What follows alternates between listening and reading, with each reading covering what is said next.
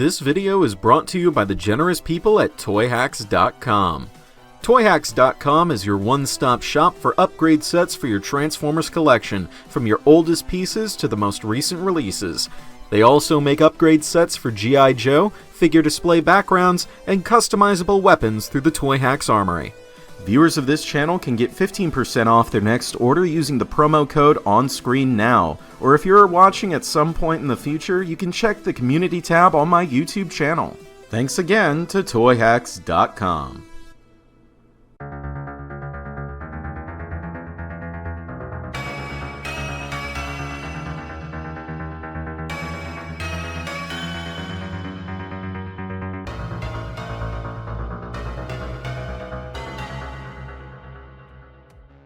Welcome back to SticKit.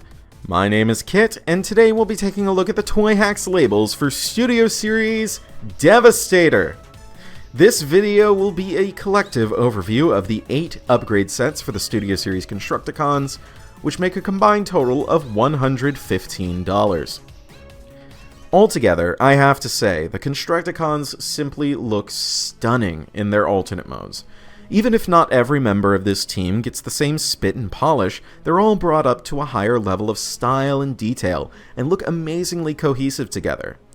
There are some great aesthetic through lines present among them. Take the blanched white striping found on both Scavenger and Overload, the branding found on Scrapper, Mixmaster, and Scrap Metal, the weathering effects on the blades and the teeth of the bulldozers and excavators, and of course, the smoky window effect on all 8 cabs. These touches really make the Constructicons work better as a unit, and this isn't even everything.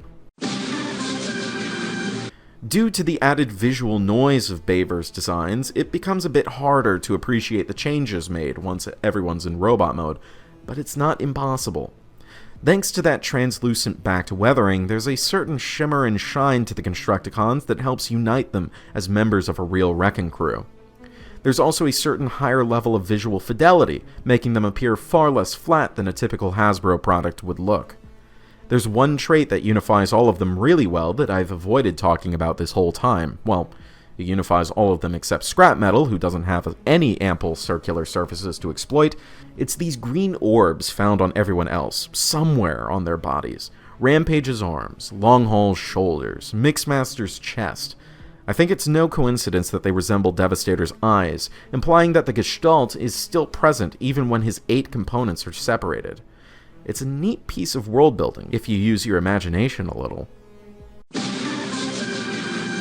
After between 10 and 12 hours of nothing but stickering, yes, I did it all in one sitting, are we presented with this absolute juggernaut. I should probably be thrown into an asylum, shouldn't I? I think it was 4 in the morning by the time I was finally done. At first glance, Devastator here, or at least his TOYHAX stickers, look exactly equal to the sum of their parts.